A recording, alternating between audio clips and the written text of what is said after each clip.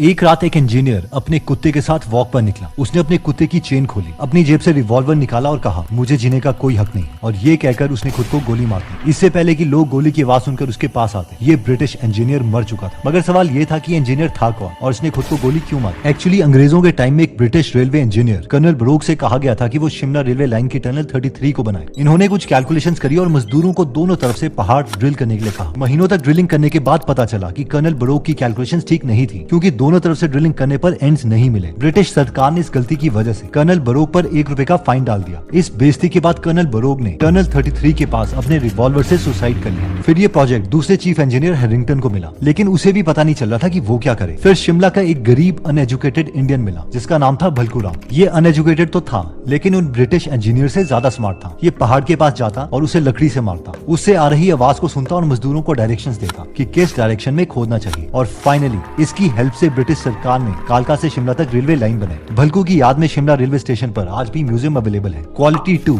They work and do not react. यार तुम लोग इतने छोटे हो कि हमारी कंपनी तुम्हें चबा के थूक दे और तुम्हें पता भी ना चले। ये लाइंस सुब्रतो बागची को कही गई थी जब वो जीएम में अपनी कंपनी के लिए कॉन्ट्रैक्ट मांगने गए थे। एक्चुअली हुआ ये था कि अगस्त 1999 में 10 लोगों ने अपनी हाई पेइंग जॉब को छोड़कर आईटी कंपनी खोली। गोल ये था कि वो नेक्स्ट इन्फोसिस बनेंगे। लेकिन जब भी ये अपनी कंपनी के लिए कॉन्ट्रैक्ट मांगने दूसरी बड़ी कंपनीज के पास जाते तो इनकी हमेशा बेइज्जती होती। एक बार इन लोगों ने सोचा कि क्यों ना जीएम के पास जाके उनसे कॉन्ट्रैक्ट मांगना जाए, क्योंकि वो अपनी कंपनी का काफी बड़ा टेक बाकी दूसरी छोटी कंपनी से बनवाते थे। बहुत सी छोटी कंपनीज इनके ऑफिस के बाहर लाइन लगा के रहती थी, क्योंकि सबको पता था कि अगर इनसे कॉन्ट्रैक्ट मिल गया तो खुद की कंपनी सक्सेसफुल जरूर होगी। जीएम के रिप्रेजेंटेटिव ने इनसे पूछा कि कितना साइज है तुम्हारी कंपनी का। सुब्रतो ने कहा 140 करोड़ रुपए। वो रिप्रेजेंटेटिव हंसने लग गया और यहाँ पर वो बोला, इतनी छोटी कंपनी है यार तुम्हारी, मैं चबा के थूक दूं। जाओ यहाँ से चले जाओ, हम सिर्फ बड़ी एक्सपीरियंस्ड कंपनी को ही कॉन्ट्रैक्ट देते हैं। सुब्रतो कहते हैं कि हमें बहुत बुरा लगा, लेकिन हम चुप रहे और हंस दिए और वहाँ से चल दिए। सुब्रतो बागची की कंपनी का नाम माइंडट्री है, जिसकी आज वैल्यूएशन 48,000 करोड़ रुपीस है। और आज इनके दूसरे फाउंडर अशोक सूटा जी ने एक और कंपनी खोली है जिसका नाम है हैप्पीएस्ट माइंड टेक्नोलॉजी, जिसकी वैल्यूएशन 12,000 करोड़ है। This is called power of silence. Next quality कहती है रिलेंटलेस वर्किंग। जर्मनी में 3 भाई हैं जिनका नाम है ओलिवर, मार्क और एलेक्जेंडर सैमवर। अब ये 3 सैमवर भाई बिलियनर बन चुके हैं, क्योंकि इनका काम है कि अमेरिका की टॉप कंपनीज देखो कि कौन सी चल रही हैं और उनकी जल्दी से यूरोप में कॉपी कर लो। और जब अमेरिका की ओरिजिनल कंपनीज यूरोप में एक्सपैंड करने आएगी तो ये कंपनीज उन्हीं ओरिजिनल कंपनीज को बेच दो। अब हुआ ये कि 2011 में अमेरिका में एयरबीएनबी नाम की कंपनी फेमस हो रही थी, तो इन्होंने इसकी कॉपी कंपनी विमडू जल्दी से यूरोप में लॉन्च कर दी, जिसका बिजनेस मॉडल और इवन की यूआई तक बिल्कुल एयरबीएनबी जैसा था। इन सैमवर ब्रदर्स ने 630 करोड़ रुपए की इन्वेस्टमेंट्स ली थी, 20 ऑफिसेज खोल दिए थे और इवन 400 एम्प्लॉइज को हायर कर लिया था। और एयरबीएनबी के फाउंडर ब्रायन को फोन करके कहा कि हम ये कंपनी विमडू तुम्हें दे देंगे, लेकिन इसके बदले हमें एयरबीएनबी का 25% चाहिए। ब्रायन डर गए क्योंकि उनका सिर्फ एक ही ऑफिस था और ये उनका फर्स्ट बिजनेस था, इसलिए उन्हें ये भी नहीं पता था कि सेकंड ऑफिस कैसे खोले। ग्रुपॉन कंपनी के साथ भी सैमवर ब्रदर्स ने एग्जैक्टली यही किया था। इसलिए ब्रायन ने ग्रुपॉन के सीईओ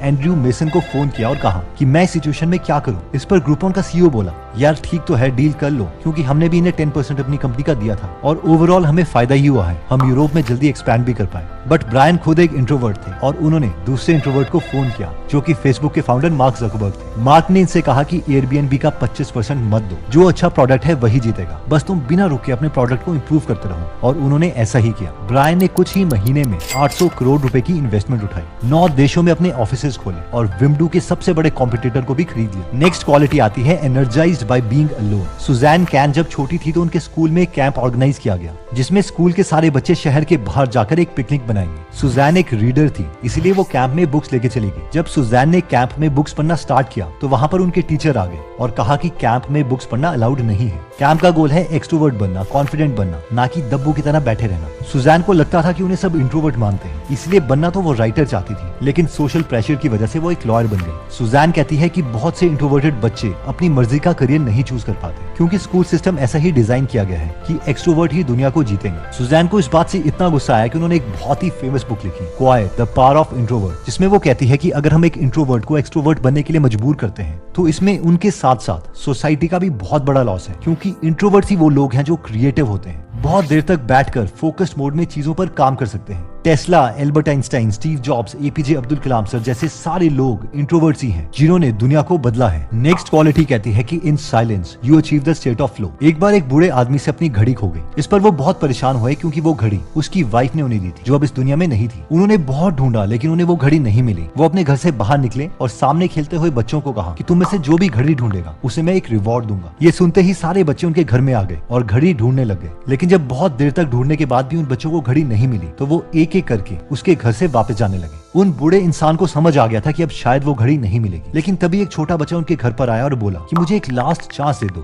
मैं उस घड़ी को ढूंढ सकता हूँ। उस बूढ़े आदमी ने हाँ कर दिया क्योंकि वो इस चांस को मिस नहीं करना चाहते थे। थोड़ी देर के बाद वो बच्चा आया और उसने वो घड़ी उन बूढ़े इंसान को दे दी। इस पर वो बूढ़े इंसान हैरान हो गए कि बाकी किसी भी बच्चे को वो घड़ी नहीं मिल रही थी, लेकिन तुम्हें कैसे मिली। इस पर वो लड़का बोला कि इस वक्त यहाँ पर कोई आवाज नहीं है, सब साइलेंस है। मैं बस आंखें बंद करके घड़ी की आवाज सुन रहा था और जब मुझे आवाज आई तो मैं उसी डायरेक्शन में चले गया और मुझे कोने में ये पड़ी हुई घड़ी मिली। इस पर वो बूढ़े अंकल बहुत खुश हुए और उसे गले से लगा लिया। अब है तो ये फिक्शनल स्टोरी लेकिन इसका मैसेज बहुत स्ट्रॉन्ग है। अगर हमें हाइपर फोकस्ड मोड में जाना है यानी फ्लो स्टेट में जाना है तो वो सिर्फ पावर ऑफ साइलेंस से ही पॉसिबल है। कोई भी बड़ी डिस्कवरी किसी ने भी की हो, सबने साइलेंस में सालों तक काम किया था, तभी वो एक्स्ट्रा ऑर्डिनरी चीजें अचीव कर पाए। जब भी आप लोगों से मिलते हैं तो अगर आप उनसे मिलके बहुत एनर्जाइज हो जाते हैं तो आप एक एक्सट्रोवर्टेड इंसान। लेकिन अगर ज्यादा लोगों से मिलके आपकी एनर्जी कम होने लगती है तो आप एक इंट्रोवर्टेड इंसान है। साइकोलॉजिस्ट और रिसर्चर जोनाथन चीक के अकॉर्डिंग दुनिया में 4 टाइप के इंट्रोवर्ट्स हैं। ये लिस्ट को सुनिए और कमेंट करके बताइए कि आप कौन से टाइप के इंट्रोवर्ट हो। पहला, सोशल इंट्रोवर्ट। ये वो लोग हैं जो शर्माते किसी से भी नहीं है लेकिन ये सोचते हैं कि कम लोगों में ये ज्यादा बेटर लाइफ गुजार सकते हैं। जैसे कि इनोवेट 8 के फाउंडर डॉक्टर रितेश मलिक इसी कैटेगरी में आते हैं, जिनका कहना है कि मैं अपनी लाइफ में 10 लोगों से ज्यादा किसी को नहीं आने देता। दूसरा, थिंकिंग इंट्रोवर्ट। ये जीनियस टाइप वाले लोग हैं, अपने दिमाग में बहुत सी स्टोरीज बनाते रहते हैं और इतना खो जाते हैं कि औरों के लिए टाइम ही नहीं दे पाते। इसमें इंक्लूडेड है एल्बर्ट आइंस्टाइन जैसे लोग जो दिमाग में ही लाइट से रिलेटेड सोचते रहते थे और इन्हें वो थॉट एक्सपेरिमेंट्स बोलते थे। भल्कू जैसे लोग भी इसी कैटेगरी में आते हैं। तीसरा, एंग्शियस इंट्रोवर्ट्स। ये वो लोग हैं जो एक्चुअल में ज्यादा लोगों के बीच में आ जाए तो नर्वस होने लगते हैं। ये अपनी एनर्जी लूज कर देते हैं, इसलिए अगर ये भी किसी पार्टी में जाते हैं तो एक इंसान के साथ जल्दी बॉन्ड कर लेते हैं और ये कोशिश करते हैं कि वो इंसान इनके साथ रहे और ये दोनों पार्टी के बाहर चले जाए। बट इन लोगों की भी कॉन्सेंट्रेशन बहुत ज्यादा है। चौथा, रिस्ट्रेन्ड इंट्रोवर्ट। ये वो लोग हैं जो पहले किसी को भी अपने कंफर्ट जोन में नहीं आने देते, लेकिन जब किसी के साथ फ्रेंडली हो जाए तो उसके बाद ये उनसे बहुत घुल मिल जाते हैं। तो मेन पॉइंट है कि इंट्रोवर्ट्स की क्वालिटीज क्या है। सबसे पहली क्वालिटी है दे एंजॉय सॉलिट्यूड, यानी उन्हें अकेलापन पसंद है। जैसे कि भल्कू ने जब अंग्रेज सरकार की मदद करी तो वो सब छोड़ के कहीं चले गए और किसी को नहीं पता वो कहाँ गए थे। नेक्स्ट क्वालिटी है रिलेंटलेस वर्क। जैसे कि जब एयरबीएनबी के फाउंडर को पता चल गया था कि उनका बिजनेस कॉपी हो रहा है तो उन्होंने बिना रुके बहुत जल्दी अपने बिजनेस को स्केल किया। नेक्स्ट क्वालिटी आती है they do not react. Mindtree के फाउंडर सुब्रतो बागची की जब जीएम में बेइज्जती हुई और उनसे कहा गया कि तुम्हारी कंपनी हम चबा के थूक दें तो इस पर उन्होंने बस स्माइल किया